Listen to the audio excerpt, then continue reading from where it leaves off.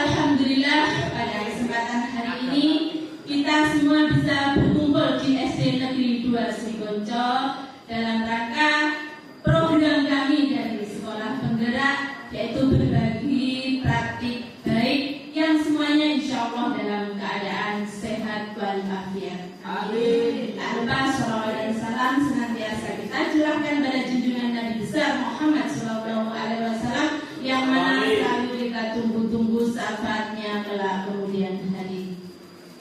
Bapak Ibu, ini praktek baik.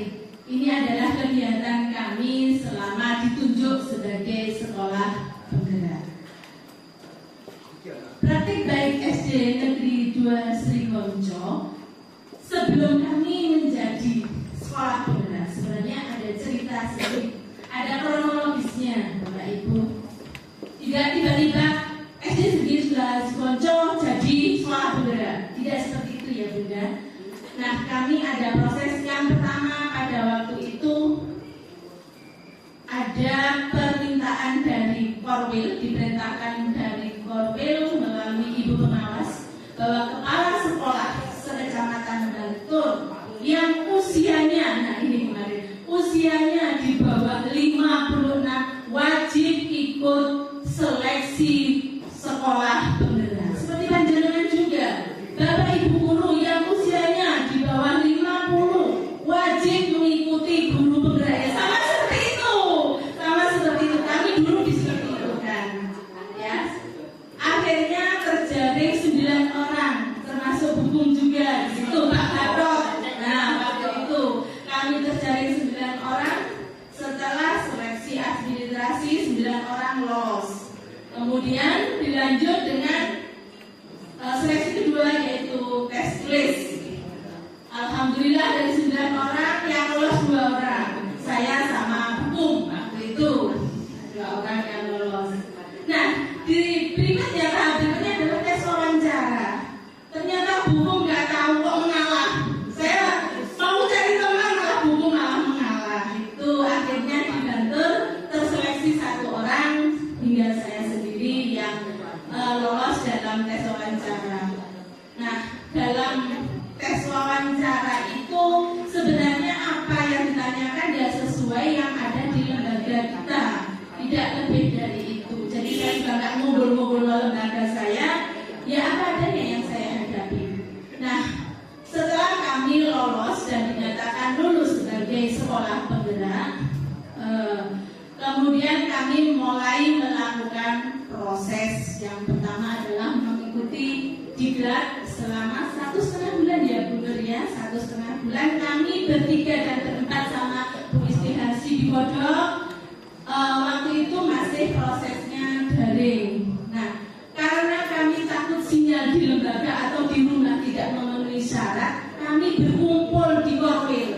Jadi kami kadang sampai jam 7 malam ya Bu Nur, Kak Tegar, kita berempat. Yang kasihan Bu Is jauh-jauh dari Sumberjo sampai jam 7 malam harus melakukan kegiatan diklat di Korwil secara daring. Itu berjalan hingga 1,5 bulan. Setelah usai pelaksanaan itu kami wajib melakukan DIHT. Nah, ini kami laksanakan pada waktu liburan akhir tahun. Harusnya kami bisa berlibur dan itu peristiwanya kalau nggak salah Pak Tegar mau menjadi pengantin ya Bu Yuma ya. Kami harus melakukan IHT selama 7 hari sebagai tuntutannya. Setelah IHT selesai, masih ada lagi kegiatan PMO harus kita jalani setiap bulan. Setiap bulan kita melaksanakan PMO. Kemudian ada lokakarya juga setiap bulan. Itu berjalan pada tahun pertama. Kami berpikir, Bu sudah selesai, nggak ada lokakarya. Ternyata ada pemberitahuan lagi di tahun kedua, ada lokakarya. Nah, ini pun kami masih dalam proses. Dalam bulan ini pun kita masih melaksanakan lokakarya minggu kemarin dan insya Allah besok 1 untuk lokakarya kembali karena mewakili di bulan November tidak boleh melakukan kegiatan berkumpul sehingga lokakarya diambil di bulan ini. Dan itu nanti akan berlanjut hingga bulan Juni 2020.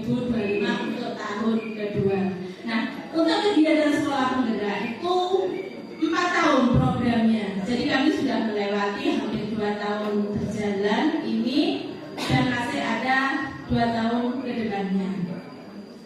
Itu kronologi kenapa sekolah menggerak. Jadi bukan saya mengajukan diri ya Bapak Ibu sok peminter dan lain sebagainya, tidak. Awalnya seperti panjenengan sebagai guru menggerak terpaksa menggugurkan kewajiban.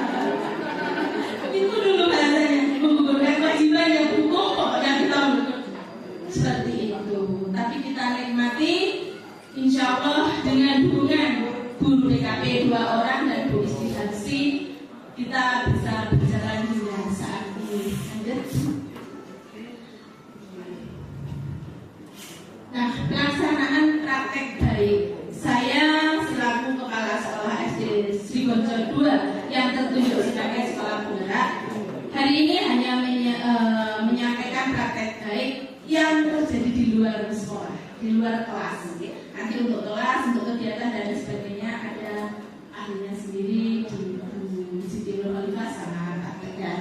Nah, sebenarnya semua praktek baik yang kami sampaikan ini insya Allah di lembaga panjenengan sudah dilaksanakan. Insya Allah. Tujuan kami melakukan praktek baik ini apa sih? Biar memotivasi lembaga-lembaga yang ada di sekitar lembaga kami. Kalau kami bisa melakukan kegiatan lembaga yang lain tidak melakukan kegiatan yang sama, yang tidak berbayar, yang semuanya bersifat gratis tetapi baik untuk anak didik itu. Tapi insya Allah semua sudah melakukannya, hanya versi yang mungkin berbeda.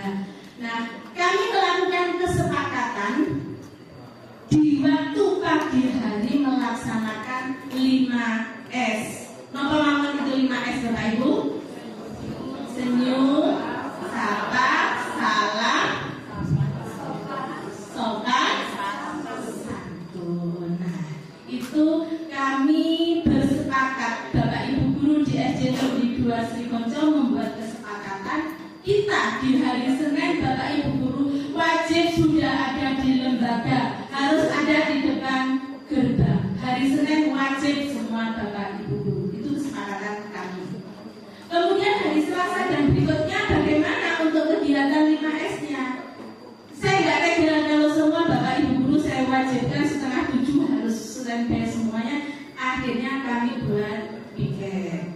Ya, jadwal piket ada Bapak Ibu guru yang menerima siswa di gerbang 2 orang setiap harinya. Itu terjadinya kesepakatan di 5S. Kemudian anak-anak itu pun kami sepakati juga kepada Bapak Ibu wali kelas agar berbaris di depan kelas setiap mau masuk kelas. Karena apa? Awal kami masuk di SD sini dulunya ada satu anak-anak kok tiba-tiba masuk kelas. Nah, itu pun jadi tantangan saya ajak bila-bila Bapak Ibu guru kalau sebelum masuk kelas anak-anak baris aja dulu di depan. Tujuannya agar kita juga sambil ngecek ada yang masuk apa tidak anak-anak hari itu. Di samping nanti di dalam kelas ada absen yang memang wajib dilakukan Bapak Ibu guru.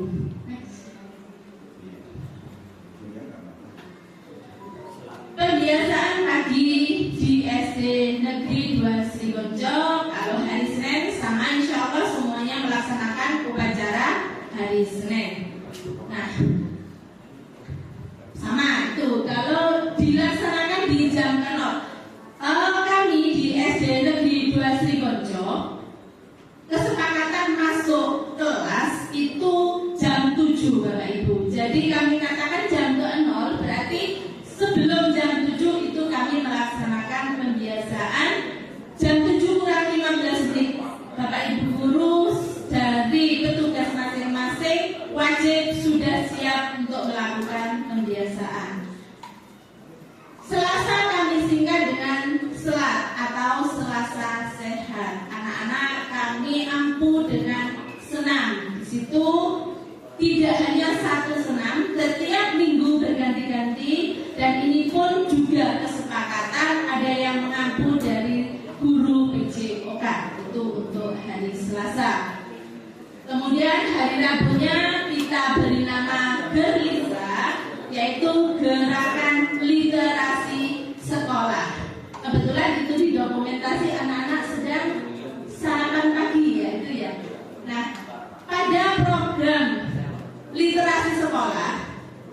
tidak hanya membaca atau menulis itu yang kami angkat, tetapi pengetahuan yang lain. Jadi minggu beberapa ada kegiatan sarapan pagi dengan menu yang ditentukan Bapak Ibu guru. Tujuannya apa? Agar anak-anak itu terbiasa sarapan.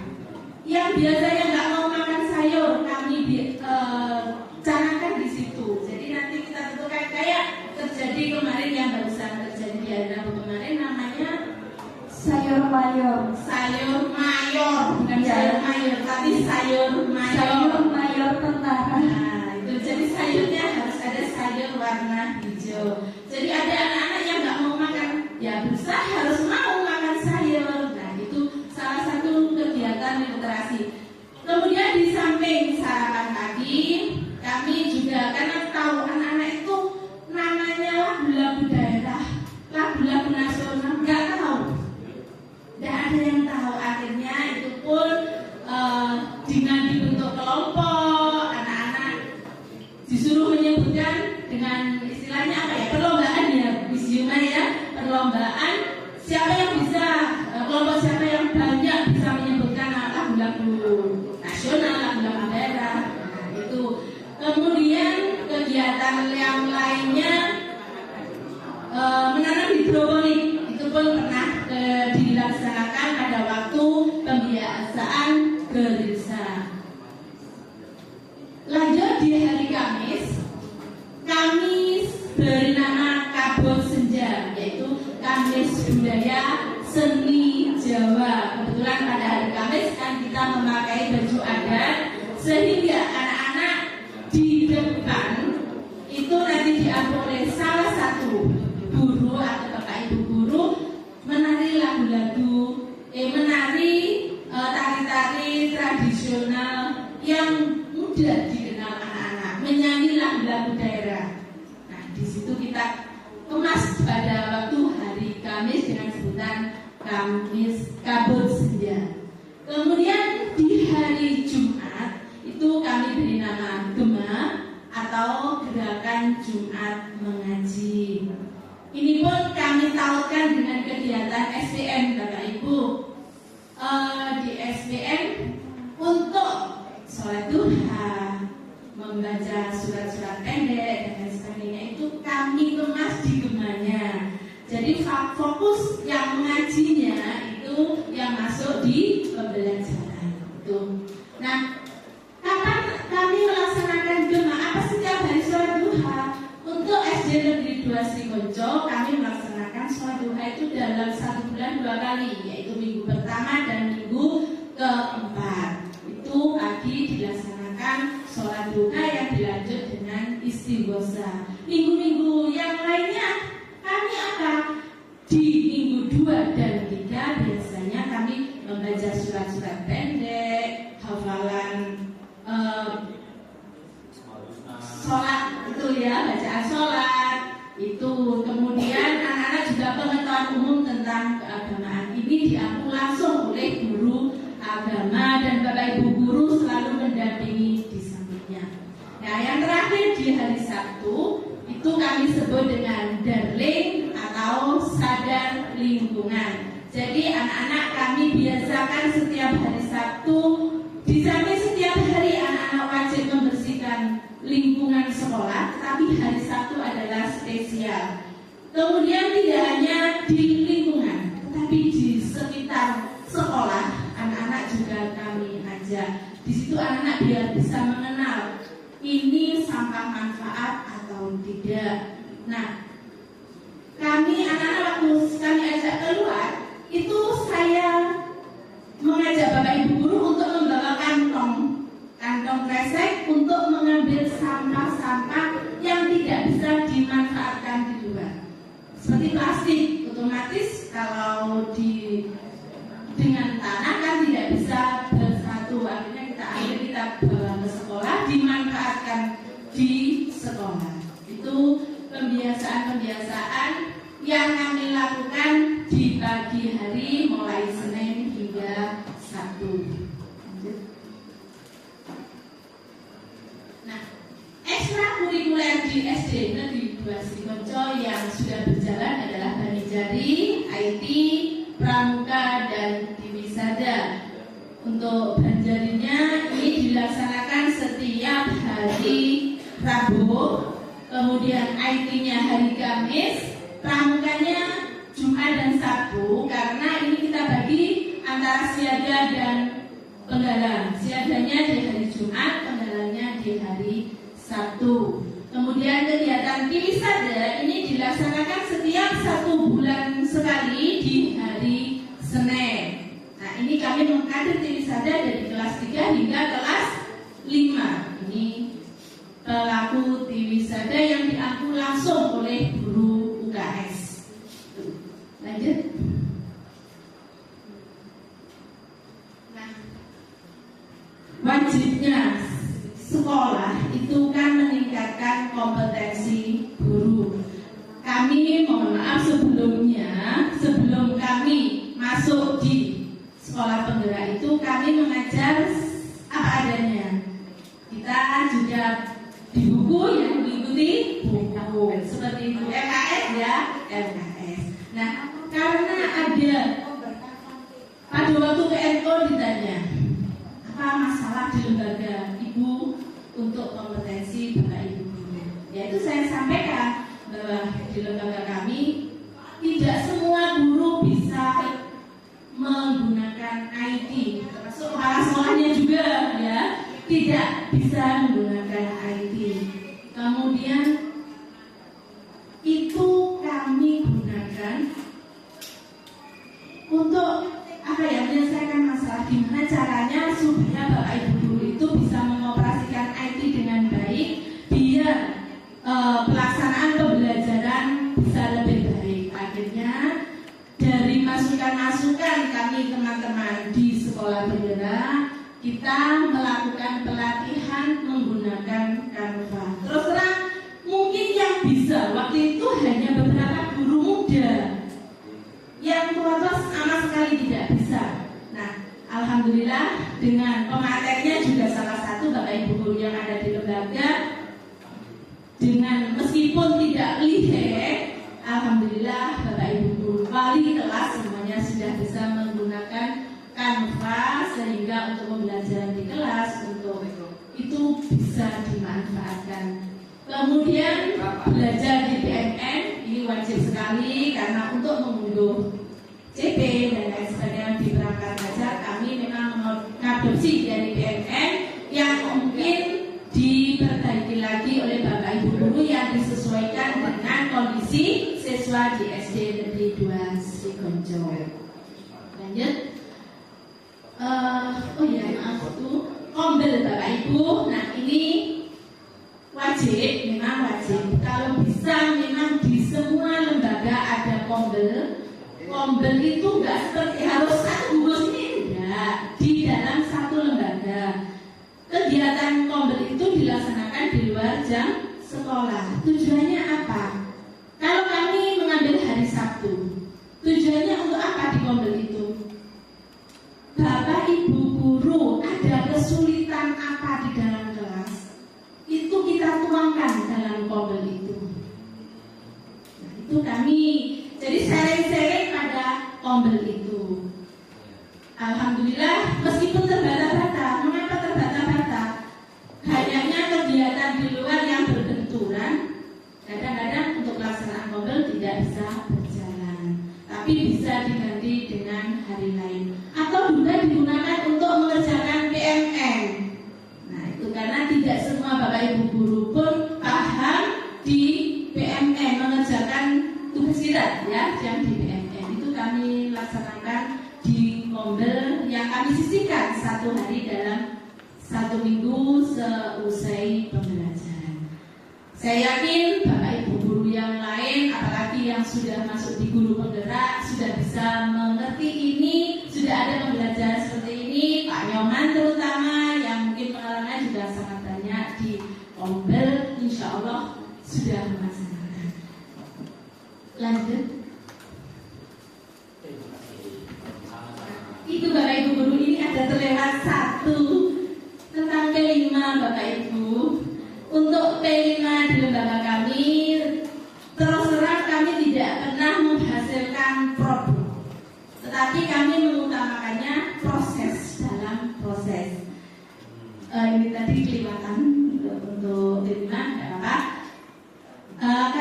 Kenapa? Di B5 itu kan ada miskomunikasi Bapak Ibu ya. Namanya B5, ada yang memahaminya harus menghasilkan produk. Padahal tidak. Prosesnya pun itu sudah cukup di B5. Kalau kami memang nggak ada ya Pak, kita nggak pernah ada produk yang dihasilkan sampai maksudnya dipakai untuk dijual dan lain sebagainya kan nggak sampai. Tetapi ada produk, tetapi nggak sampai ini harus dijual enggak. Tapi kedepannya nanti bisa dijual Pak Tegar ya kalau kita laksanakan terus menerus. Ini kami kemarin dicontohkan satu kelas 4 itu membuat tape. Nah itu mulai proses awal berjalan sudah bulan Pak Tegar sampai menuju jadi tape. Untuk alur sampai ke aksi nyatanya itu kami buat 2,5 bulan. Itu alur sampai aksi nyatanya dilaksanakan 2,5 bulan sehingga sampai anak-anak bisa menghasilkan tape. Ini mohon maaf sekali tadi kelupaan. Mungkin itu salah satu B5 yang kami laksanakan di lembaga SD Negeri 2 sebagai sekolah penggerak. Terus sekolah penggerak panjenengan juga melihat sekolahnya kok pancet ngono-ngono ae. Jadi sekolah penggerak kok gak ada spesiale. Sebenarnya sekolah penggerak itu tidak ditekankan di kondisi lembaganya, tetapi perubahannya yang diinginkan. Perubahan karakteristik anak didik itu yang paling utama. Itu dia Bapak Ibu. Karena apa? Saya juga nggak enak sekolah SD Bojo 2 jadi sekolah penggerak. Bapak Ibu melihat sekolah ini kok yusek gunung-gunung mulai aku di Sri Konco kok ya seperti itu, tidak ada perubahan. Sebenarnya harus memang, tapi kami juga harus berjalan dengan pelan-pelan untuk merubah fasilitas yang ada di lembaga. Meskipun kami juga ada dana ke sana, tetapi belum bisa mencukupi kalau kita harus merubah total yang diprogramkan di sekolah penggerak. Mungkin itu Bapak Ibu yang bisa saya sampaikan praktek baik tentang SD Negeri 2 Sri Konco. Semoga apa yang baik monggo dipetik, apa yang kurang baik dilupakan saja. Itu Bapak Ibu. Mungkin ada yang mau ditanyakan sebelum saya akhiri kegiatan di materi saya. Monggo. Ya baik, monggo Bapak Ibu guru hebat bisa bertanya tentang kebiasaan mungkin atau tentang kultur sekolah yang mana nantinya bisa menjadi pengibasan ke sekolah-sekolah Bapak Ibu guru. Boleh silakan ditanyakan. Monggo Bapak dari SD mana? Ya, silakan Bapak pakai mic atau maju. Penerusan. Iya. Assalamualaikum warahmatullahi wabarakatuh. Selamat siang. Saya bernama Ahmad Zainuri dari SD Sumber Bening 3. Ingin bertanya yang Gema tadi Bu. Gema itu kan kayaknya nggak ada musola ya Bu ya? Iya. Ada ya di belakang, tapi kayaknya kan di halaman ya. Di halaman itu fasilitasnya menggunakan apa untuk awal-awal memulainya? Awal-awal memulainya itu fasilitas menggunakan apa? Apakah banner atau anak-anak itu bawa senjata atau karpet sendiri? Terus kemudian runtutan dari Gema tadi itu di awal seperti apa? Terus kemudian urutan acaranya di Gema tadi itu sampai selesai itu bagaimana? Seperti itu. Ini cukup sekian. Oh ya, satu darling Bu, yang katanya tadi jenengan ada sampah yang bisa dimanfaatkan di lingkungan, terus ada sampah yang tidak dapat dimanfaatkan di lingkungan, lalu yang tidak bisa dimanfaatkan dibawa dan itu diapakan, kalau yang sudah bisa dicerna oleh bumi seperti daunan dan yang lainnya itu dibiarkan saja atau diringkus juga begitu. Matur sembah nuwun, mohon ditanggapi. Assalamualaikum warahmatullahi wabarakatuh. Waalaikumsalam warahmatullahi wabarakatuh. Terima kasih Bapak siapa? Ahmad Zainuri dari SD Negeri 3 bidang bersumber benih. Baik, yang saya tanggapi yang pertama tentang Gema. Proses kami ya di luar, karena kelas 1 hingga kelas 6 di musola tidak mencukupi. Di musola hanya mungkin cukup 2 kelas saja, sehingga kami laksanakan di halaman dengan kami menyiapkan alas yang lebar punyaan kami, sementara memakai apa namanya? Banner, sisa-sisa. Terpal ya, memakai terpal. Nah, itu kami gelar di situ dan anak-anak disuruh membawa alat sholat sendiri-sendiri dari rumah. Nah, proses untuk ini sholat duhanya ya, yang sholat duha, anak-anak diajari dulu niatnya. Jadi dibaca bersama-sama dulu sebelum kita melaksanakan sholat duha. Jadi anak-anak dibimbing dulu, oh ini loh ya niatnya sholat duha, tata caranya juga disampaikan. Kemudian setelah anak-anak memahami baru dilaksanakan untuk melaksanakan sholat duha hingga selesai. Setelah selesai sholat duha kami ajak istighosah. Nah, istighosah pun disiapkan oleh guru agama. Kertas yang ada tulisannya istighosah itu disebar ke anak-anak, sehingga setelah itu nanti kalau usainya dikumpulkan kembali. Itu pada waktu pelaksanaan sholat duha. Kalau kegiatan yang lain seperti membaca surat-surat pendek, kami anak-anak cukup berbaris di halaman dengan disuruh membawa juz amma. Itu yang kami lakukan. Itu yang pertama, cukup untuk yang pertama. Kemudian yang kedua ya ini tadi dari maksud kami yang tidak bermanfaat seperti daun ya kami sisihkan, tetap disisihkan, tidak dibiarkan berserakan. Tetapi kan untuk menyisihkan itu mohon maaf sebenarnya tidak boleh dibakar ya, tetapi kami masih harus membakar. Sebenarnya membakar itu tidak boleh, tapi saya masih terpaksa mengajak anak-anak untuk membakar karena apa? Kita tidak punya tempat yang pas untuk menyisirkan daun-daun itu. Seharusnya sebenarnya ini juga keinginan jangka panjang, kita bisa membuat kompos dari daun-daun itu. Tapi ini masih proses dalam program mungkin di P5 nantinya. Sedangkan plastik sudah berjalan sebenarnya, tapi berhenti ya Bu Nur. Plastiknya itu kami masukkan dalam botol, rencananya membuat ekobrik itu rencananya. Jadi yang tadi dimasukkan ke botol-botol bekas, nantinya ekobrik itu bisa kami manfaatkan entah membuat hiasan atau apa. Tapi karena terbentuknya banyak kegiatan, program ini sementara terhenti. Hanya sebatas kita harus mewajibkan anak-anak sadar lingkungan, hanya membersihkan di lingkungan sekolah. Terima kasih, ini sudah ditanyakan, malah ini juga PR kami. Ekobriknya berjalan lagi ya Bu Nur.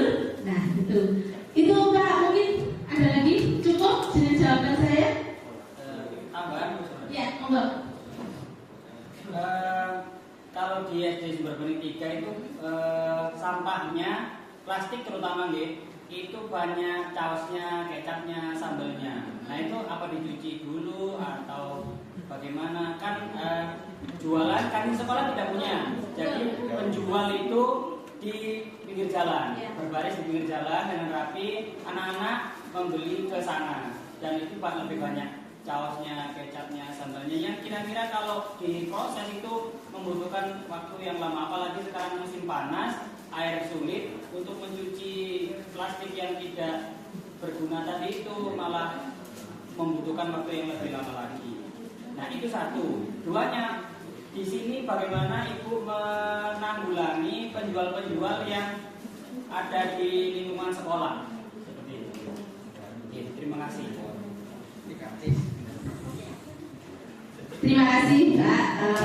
Ini saya jawab dulu yang tentang proses plastik yang sama, kasusnya sama, di sini pun sama. Plastik itu juga saus dan lain sebagainya.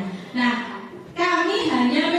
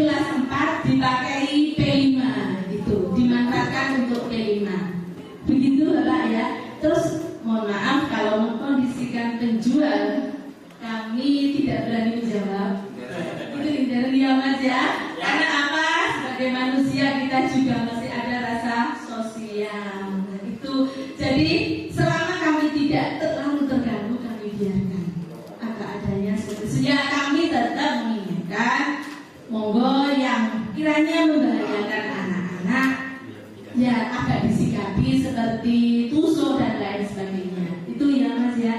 Kalau mensikapi yang gimana orang jualan, terus terang saya mohon maaf itu intern. Kami juga sebagai manusia, mereka juga cari nafkah untuk keluarga, sebagaimana kita juga mencari nafkah meskipun beda jalannya. Seperti itu ya Mas ya. Cukup. Terima kasih. Mungkin yang lainnya. Adakah tambahan pertanyaan dari Bapak Ibu guru? Silakan. Boleh tentang apapun. Mungkin sharing-sharing juga boleh, tanya pun juga boleh. Silakan.